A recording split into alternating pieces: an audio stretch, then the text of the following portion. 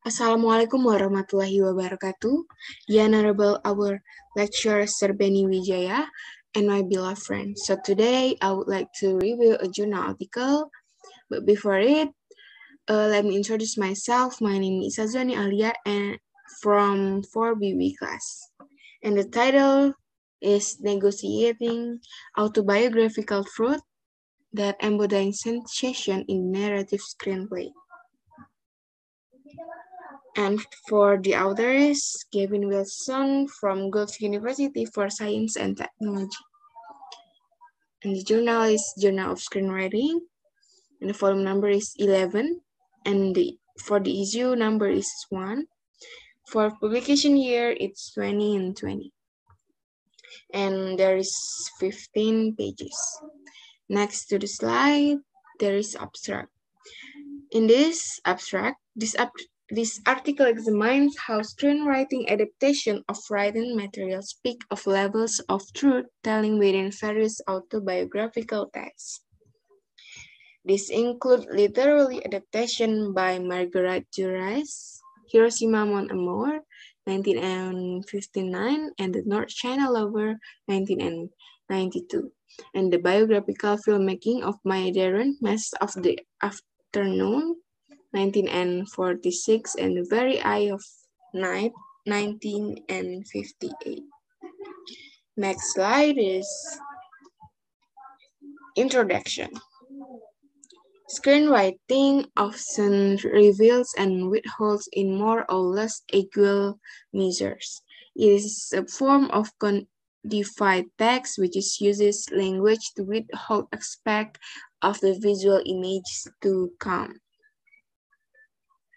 What writing for the screen reveals are intention, suggests action, both physical and intellectual, the writer's hopes, guidelines, and instruction, while it also attempts to withhold much about the personnel of the writer. This article will do several things, central among which is to interrogate notions of autobiographical truths that are revealed by writing that in some capacity from the practice of screenwriting. A central question the article thus poses is whether screenwriting necessarily or inevitably falls short of depicting final truth through its literary representation of female experience of physical sensation, or if it depicts some other quality of autobiographical truthfulness. Brown and Fidel, 20 and 13. Polchak, 20 and 13. The case studies used to explore this question are down from the writing, novelistic, commentative, and structure as conventional screenwriting of Maya Deren and Margaret Duras. Through an interrogation of the autobiographical writing of first Maya Deren and then Margaret Duras, I will show that each has investigated screenwriting intended for and mediated by the filmmaking process, indicating some of the ideas that lie within the text, but which also lie metaphorically beyond the screen surface.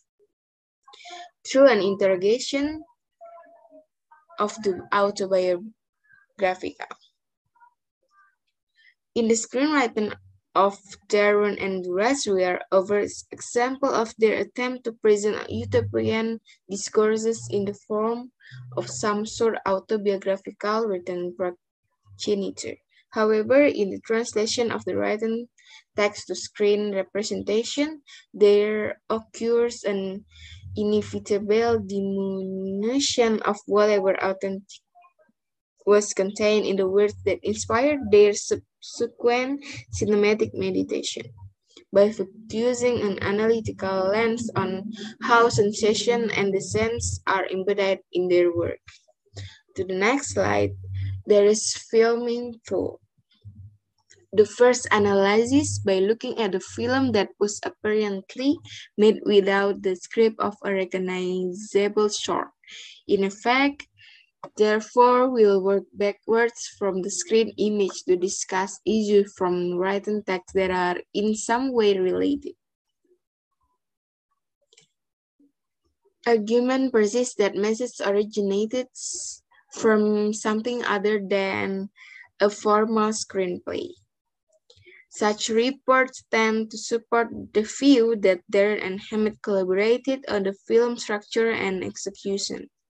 Whilst detailed planning or making a pre-existing blueprint, written or otherwise, may not have been carried out. Such a procedural, possibly an improvisational working method requires some description of the plot to aid our understanding of its autobiographical elements. Next is narrative exposition.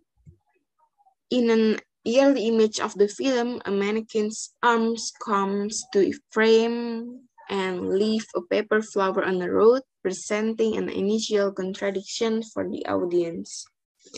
Both of these objects represent something alive, a physical human body and an organic flower, but each is completing inert images of that object standing in for their real counterparts.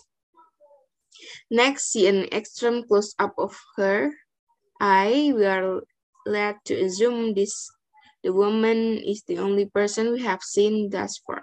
This image reminds of similar images from the history of surrealist cinema, most notably the scene of a woman's eyebrow being cut with a razor in Ancient Angelo. In the subsequent camera move, the eye forms a kind of symbolic tunnel along which the viewer is permitted to leave the interior room to enter the exterior world of the film's other main protagonists. Darren helps up in the Jewish abba cloak and hooded figure. Following an edit, the cloaked figure, who may be construed as death, makes an initial appearance and leaves a flower on a bed, replacing a knife that had previously taken up the same position. In a circular series of recurring images that make up the major part of the film duration, there appears to both pursue that any magic flower or knife and that and instigate the appearance or disappearance of other surrealist images of key and a telephone out of its cradle, requiring to be replaced. Next is embodied autobiography.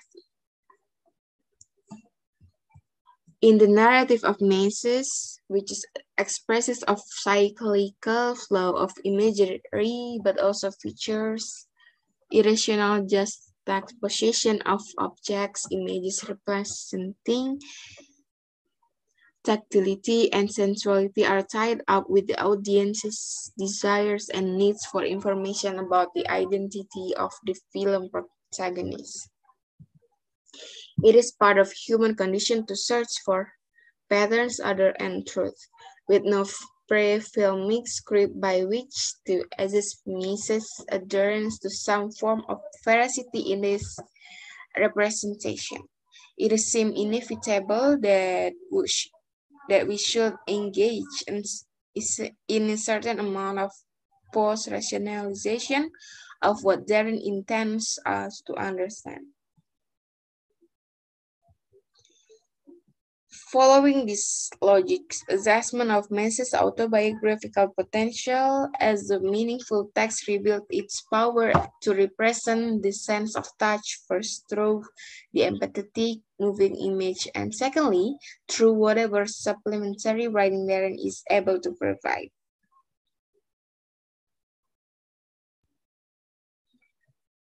Maurice Bank, a similarly pertinent question of when our relationship with the image reaches beyond our fascination with the gaze that is returned or not, and a repulsal of desire of a melding of the sense when touching the image is also to touch the subject.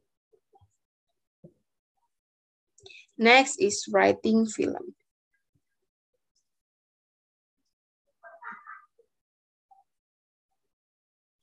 In highly wrote piece of writing, the synopsis of Jura's script for a Landry's Nice film, Hiroshima Mon Amour, furnishes the director with, amongst other supplementary guidance, and a synopsis of the salient events that make up the plot of the film. At the beginning of the film, we see human bodies unclearly at first so that we can ascertain their exact relationship to each other.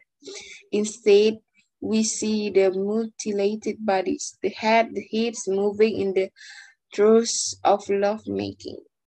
The bodies are the personalized, universal bodily details of arms, torsos, and heads, representing state of both life and death. As Doris writes in her instruction to Resnice, it's only by slow degrees that from these forms and most bodies their own body's image.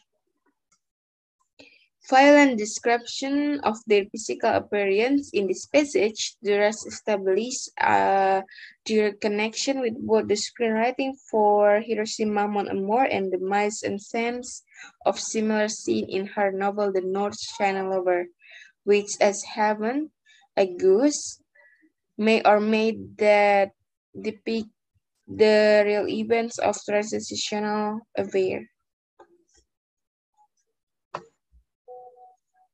Relating the dialogue she intends for the film, Juras has connected equally important things to say about the related subject of memory.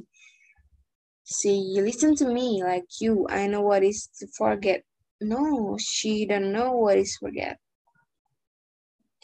Relating the dialogue she intends for the film, Juras connected equally important things to say about the related subject. In this exchange, Juras indicates through the man dialect that the woman is trying to forget, but is not able to completely. Such reference to various degrees of memory. It is powers of truth in their determinacy, duplicity, and return to throughout the text that make up the published books. In such exchange, Juras' character confess to memories of sensation that appear more visceral, immediately physical. Later, Juras has the woman, a surrogate for the authorial voice over yet more judgment on her sensory experience. As it was for him, oblivion will begin with your eyes, just the same that it was for him, it will encompass your voice just the same, then you will become song. In this passage from the published screenplay in book form, Duras invokes the sense to establish equivalence between the Japanese man and her German lover. At this point in the film, the two men become merged, fused together through Duras' depiction of sense image into the physical body of single lover. In an important appendix to the screenplay, detailed nocturnal notation, Duras appears to consider dialogue as insufficient to communicate the sensuality of even on screen. In her screenwriting for Yuna Auzilo's Absent, Duras writes as she would a novel. It is a piece of prose in a note form, a stream of ideas, intention, pointers, and direction for a potential director.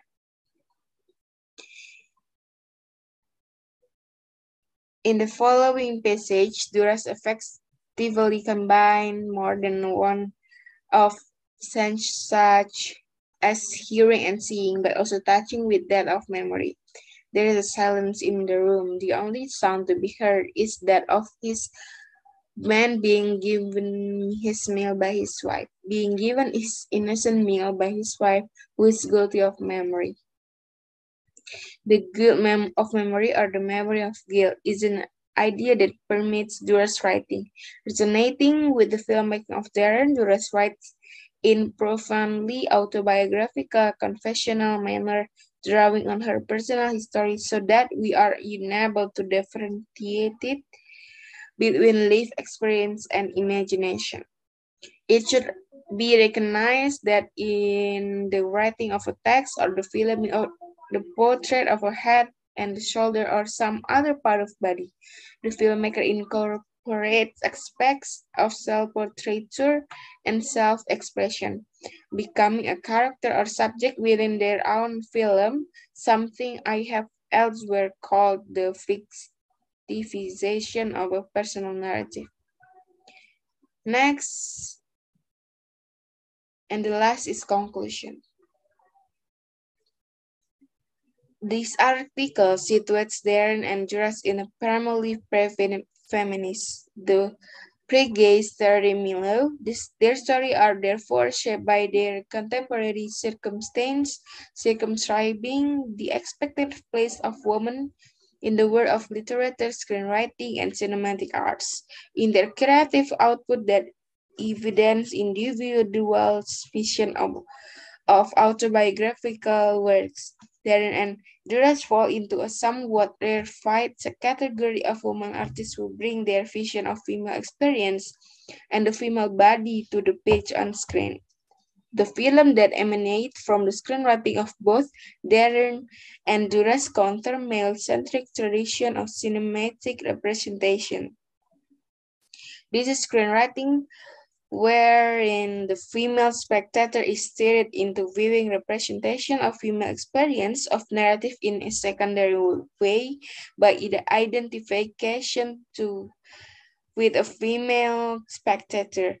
Pre-feminists they may be, yet in their different ways and to greater or less degrees, the resulting film depicts female life and experience in a manner that is also primal gaze.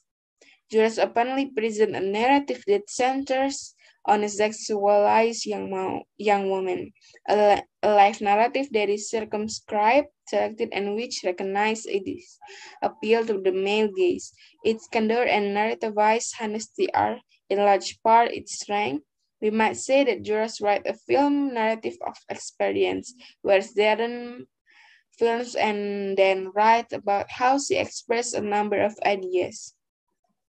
An inherent problematic as introduced in rationalizing historical screenwriting through a solely feminist or even modernist lens. However, this should not negate the validity of such work as a record of female experience and writers as both the subject and makers of narrative.